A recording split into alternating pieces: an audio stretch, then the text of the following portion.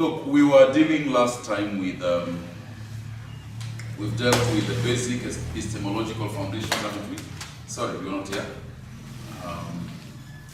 Which we also call the rules of logic.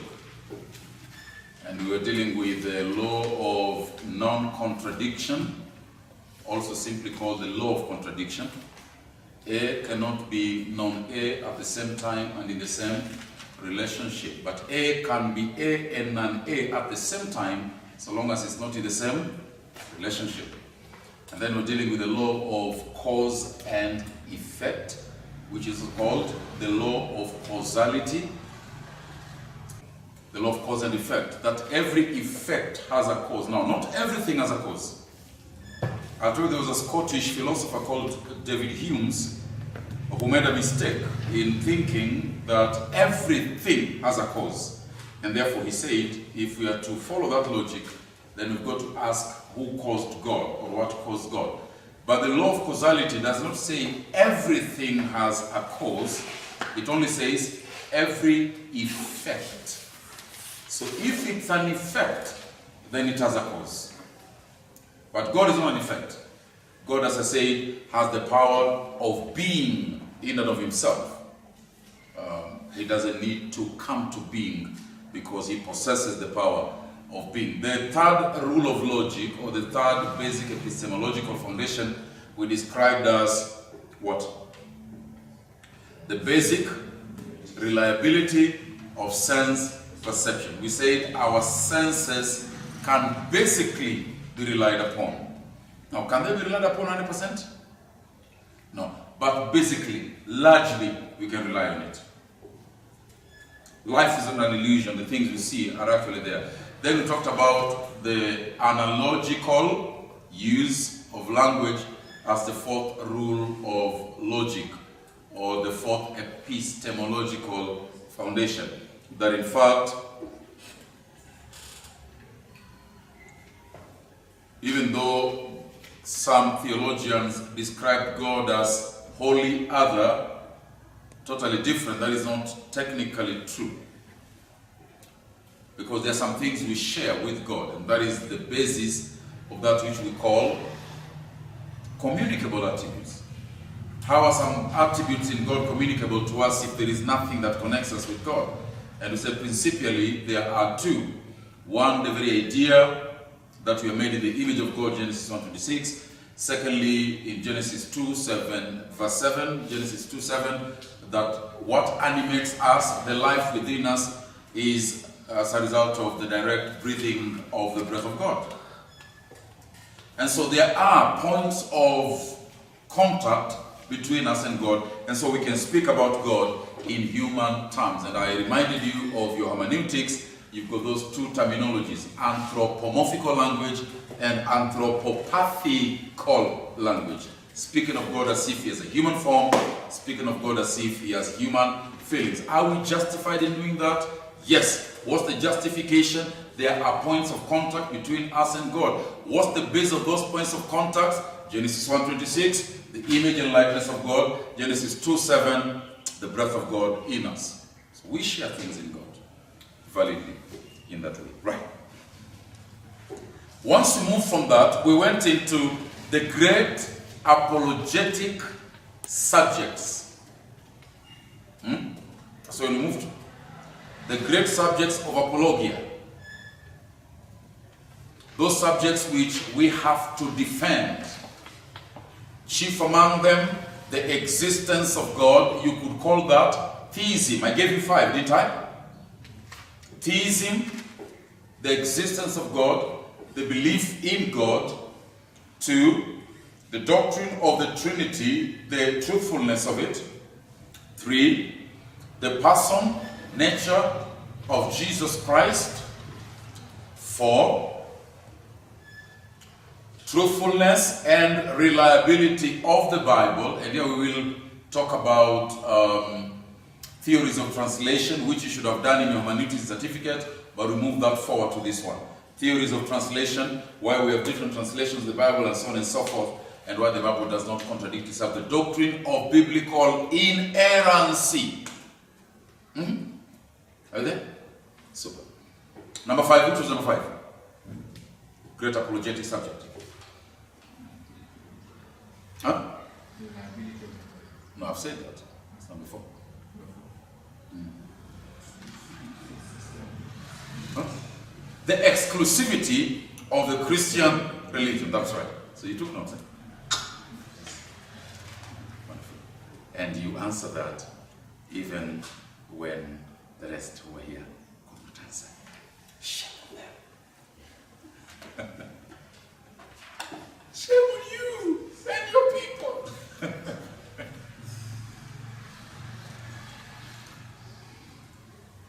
Now, in terms of defending the existence of God and theism, we were looking at cosmological arguments. You remember that?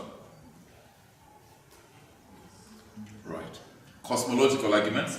We also looked at what? ID, intelligent, design. And then we also looked at, what do you call that? The sense of oughtness, or what we call moral. Huh? Moral argument. That's right. Moral arguments. This idea that we have a duty to some things and we have prohibitions against some things is an indicator that there is a moral compass in our minds. There is a moral law which controls us. The question is, who gave that law? Where there is a law, there has to be a lawgiver. To whom are we answerable to? There is no culture that permits wanton, careless, purposeless killing, for example. Murder is wrong in almost every culture. Even without the Bible, we know that. Where do we get that? If there is no high authority, then as one clever person said, there is no right or wrong, there is only that which is done. Who are you to say what I've done is wrong? Oh, I can say what you've done is wrong because there's a higher power that creates rules for us. And those rules have sanctions. So Immanuel Kant called it a sense of oughtness. This thing that I ought to, I ought to. I ought to, I ought not to. There's a compass within me. Here's how scripture puts it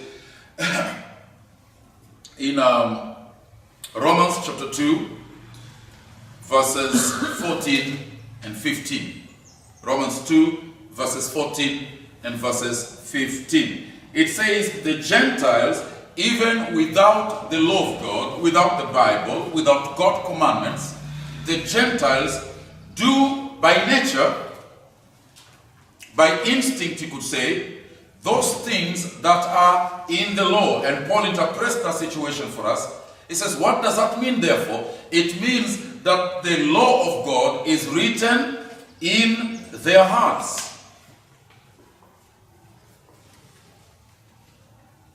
Their conscience accuses or excuses them.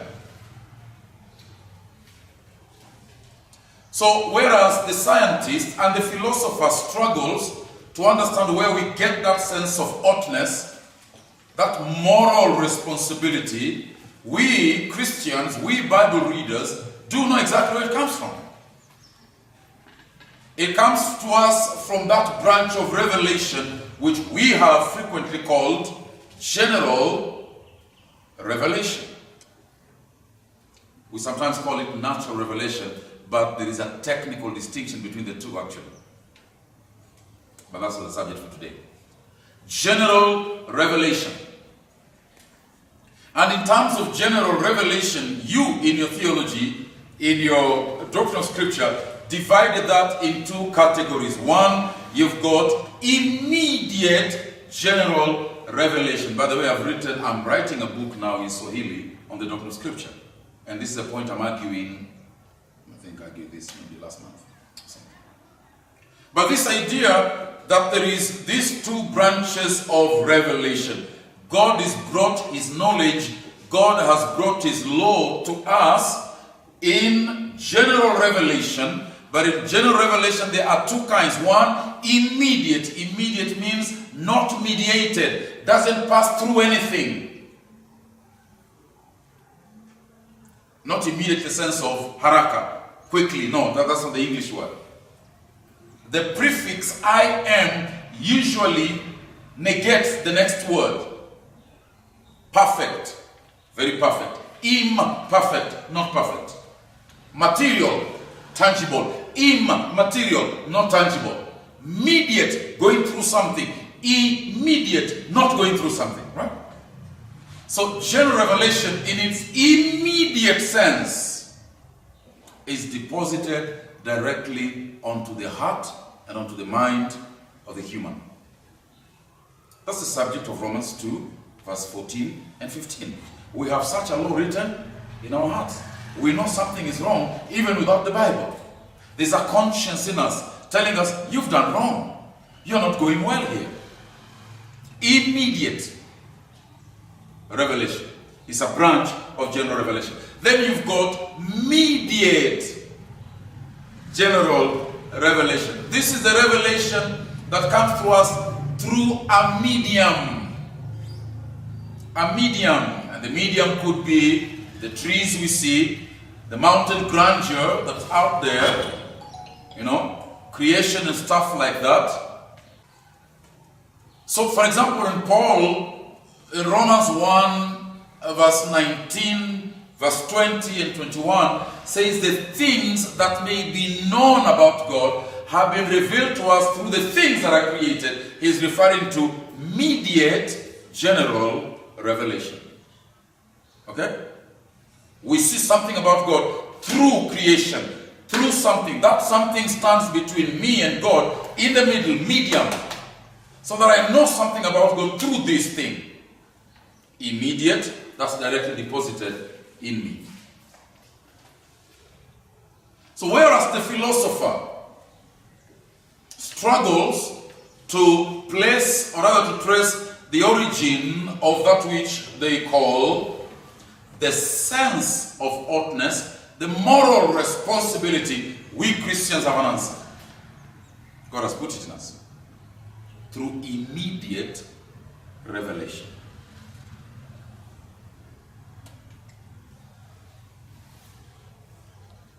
This is apologetic. Why are men held accountable? And this has been a question, hasn't it? In terms of, to borrow Absa's tagline, Africanacity. There's a question that's been going on with regard to how will God judge our forefathers who never, in fact, had the Bible. Before the advent of missionary activity in the land, in Africa, there is no knowledge of God, quote unquote, there is no Bible. So how is God going to judge our ancestors, our forefathers, on account of something they never understood, they never realized, they never had a chance? And Paul says, on account of this immediate revelation, men are without excuse. In fact, it's on account even of immediate revelation, chapter 1 Romans. Men are without excuse. So yes, my great-great-grandfather will be judged fairly in the tribunal of God without a Bible, because God put that revelation in them immediately.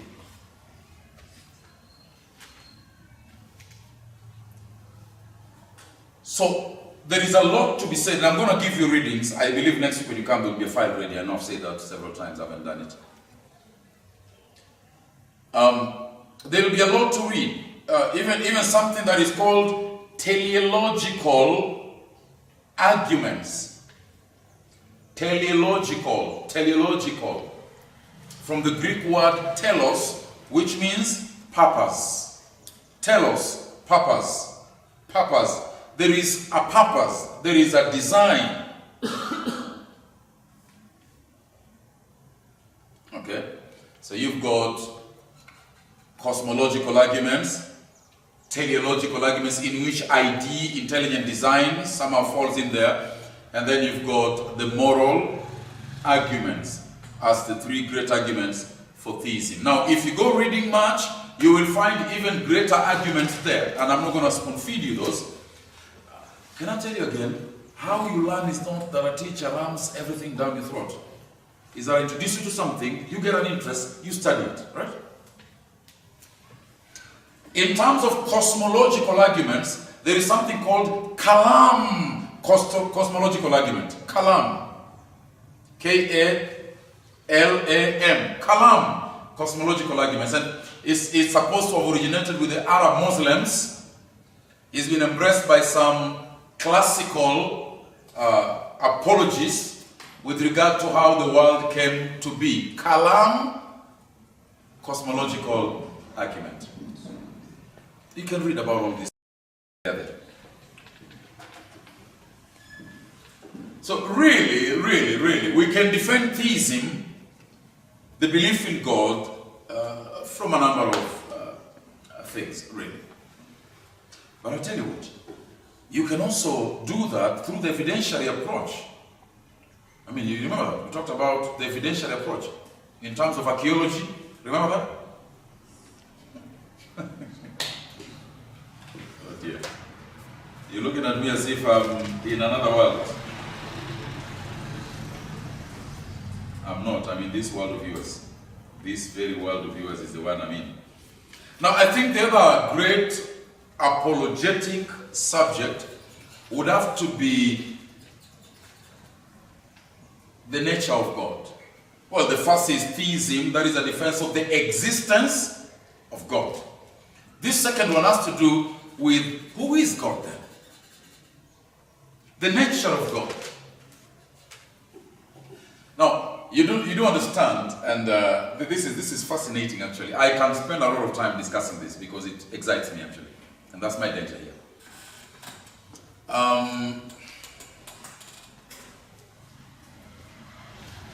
Way back, and I've run this ground with some of you.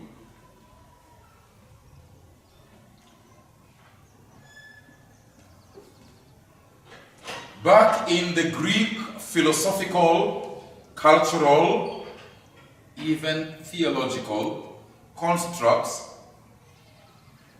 you had an idea there that the Greeks knew there is something, some power, some force that is greater than all of us.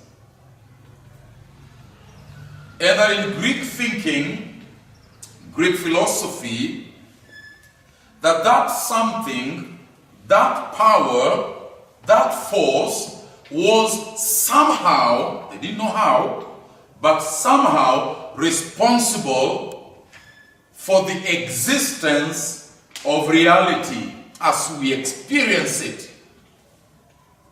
Well, we see a lion. Something, some power, some force brought the lion into existence. Why are we here? Asked the Greek. We didn't just come out of the ether, as it were. We were brought into existence by something, by some power, by some force.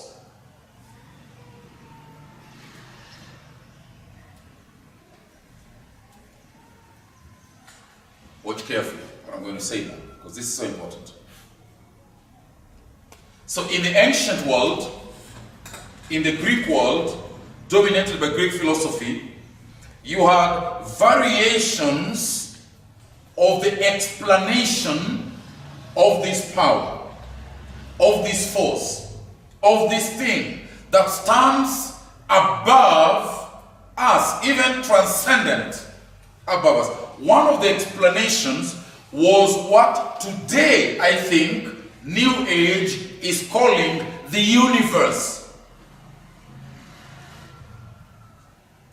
Now, I need to stop there and make a distinction. When the New Age concept, philosophy, talks about the universe, they don't mean the world and the galaxies, as it were, physically, because that is what we will understand from science and from our English, right? New Age looks at the universe as this transcendent reality, this overarching reality that explains all of us. So, for example, these days, if you watch television and hear talk shows, you will hear somebody being told, if you're not married and you're 50, you're not married and you're 40, they'll tell you, don't worry, the universe will bring your partner to you. The universe will bring your partner to you. You're going through some problems. There are some New Age gurus who will tell you, don't worry, the universe will take care of you. So you begin to sense that the universe is spoken about as a power that works by itself.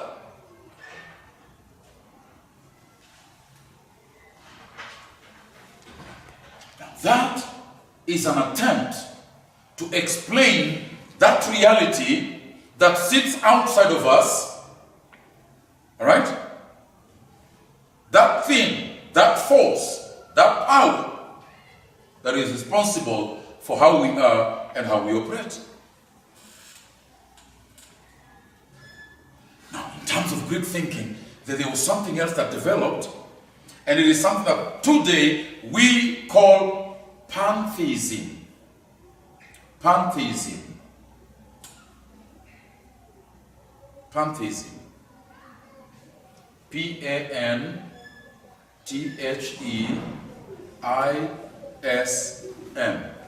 Pantheism. Pan in Greek means all, theos means God. So pantheos, pantheism means all is God and God is all. It's closely connected really to the idea of the universe.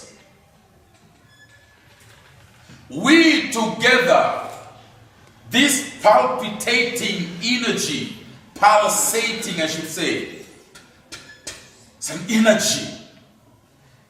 You contribute to it, I contribute to it, the tree contributes to it, the mountain contributes to it, the flow of the ocean contributes to it, the breathing of the animals contributes. There is a pulsation in the universe, the energy that is thrown into the universe by all of us. That energy is God. Are you seeing pantheism? That really God is a sum total of all matter.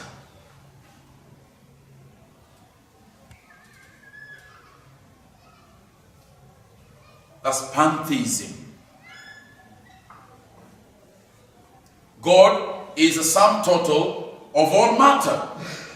I am included in God, the animal is included in God, the tree is included in God, the soil is included in God, and the things, all the moving molecules and particles and atoms, and then the neutrons and the protons within the atoms themselves. I mean, this pulsating energy that makes the world work, that is God.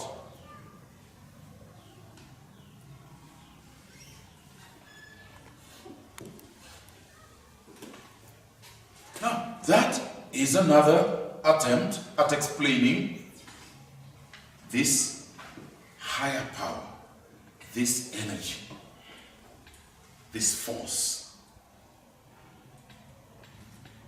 Stay with me for a moment. Now, again, remaining with the Greek philosophers and their thinking,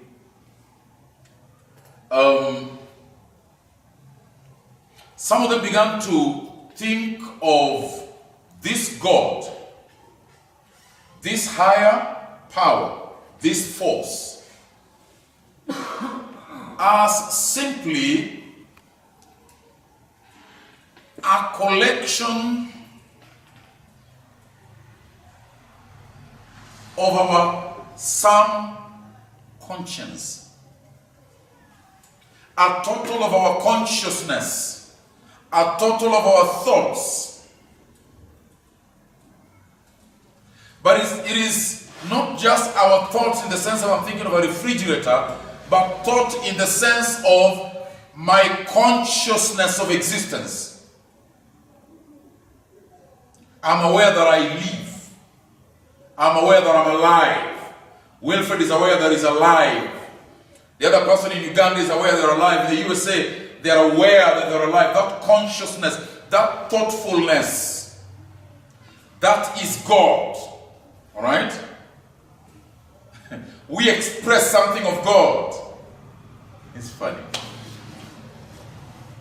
And I think in more developed Greek thinking, this thought then was considered to be a pure thought. I think it is Paul Tillich, one of the philosophers again of yesteryears, who say it is thought thinking itself.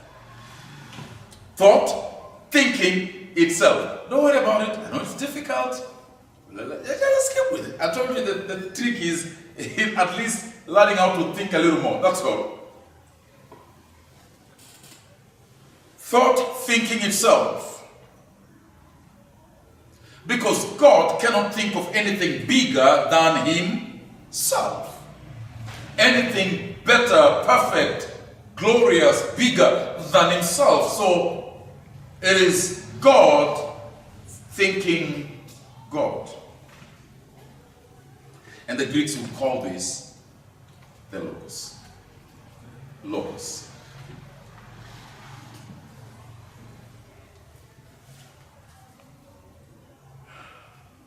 So who is God to the Greek mind? God is a thought. Well, not just a thought in the sense that you would think, but it's a pure, original, grand thought. Consciousness, if you will.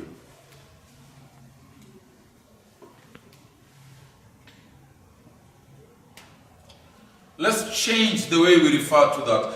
God then is a pure spirit. God is pure spirit. Unmixed, unadulterated, uncontaminated, pure, pristine, glorious, perfect.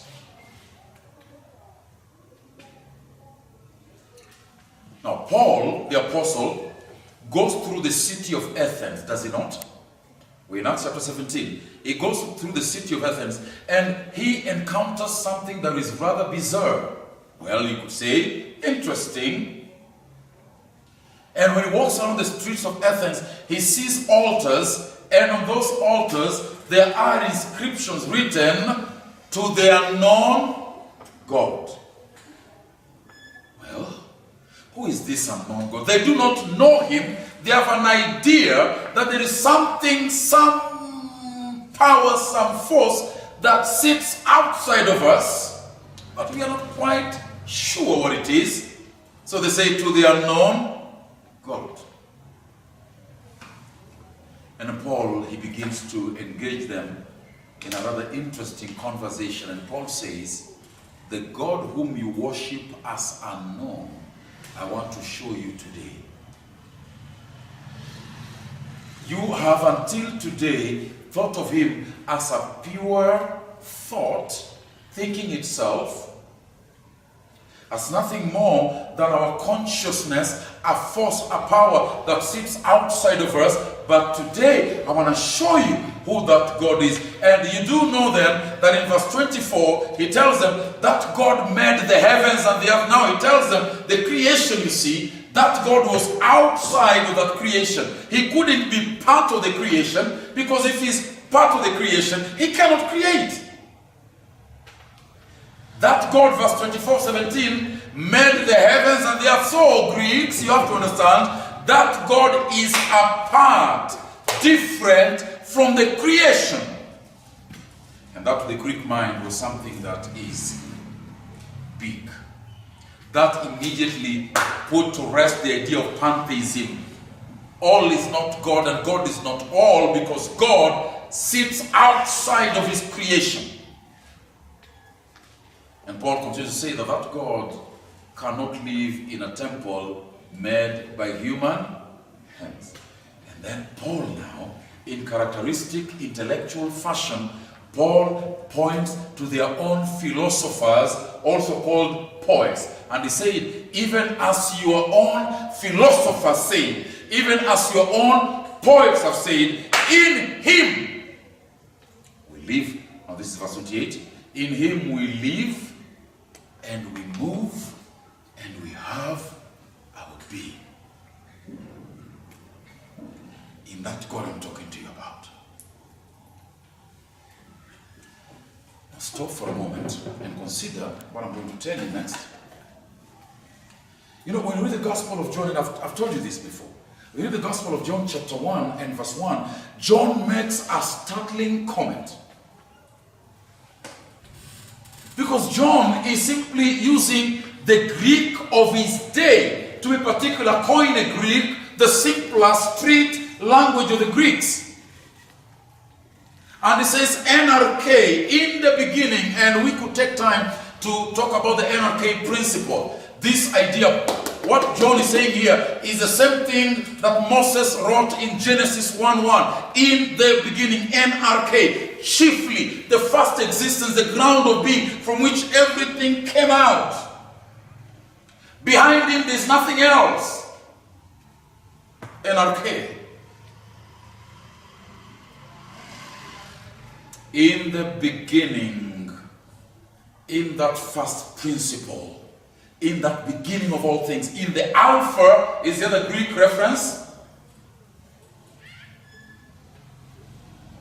In the beginning was the Logos. Now when he said the Logos, up until then, he and the Greeks were saying the same language. Because when he spoke of the Logos, the Greeks understood what he meant. Oh, you're talking about this high power that is outside of us, this force, this thing that is responsible for reality and matter. John, we are with you up until then. In the beginning was the Logos, the Word. Where John begins to have a problem with these people is in the second part of that verse. The Logos was with God. And the Greek word he uses there is a word that has a root in another Greek word, prosopon, which really means face to face. Pros is the word he uses there. With translates the word pros. In the beginning was the word, and the Logos, prosteos, the Logos was with God. And here he begins to bring us into the nature of God. And what he's saying here is that Logos, that power, sat in very intimate, close, inseparable, face-to-face communion with God.